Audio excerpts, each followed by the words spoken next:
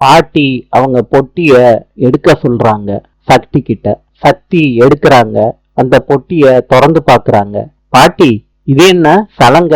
சக்தி, இது ஜோதியோட சலங்க. அவ மருமகளா வர்றதுக்கு முன்னாடி நல்லா பரதநாட்டியம் ஆடுவா.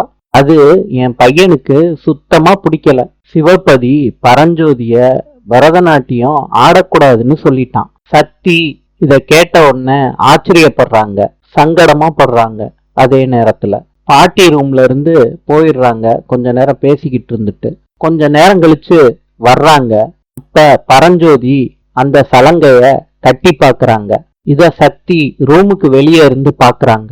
சக்தி மனசுக்குள்ள நினைக்கிறாங்க, நீங்க கவலைப்படாதீங்க அத்த, உங்க திறமை இந்த ஊரறிய செய்ய வேண்டியது இந்த மருமகளோட கடமை அப்படின்னு மனசுக்குள்ள நினைச்சுக்கிறாங்க. நாளை சந்திப்போம்.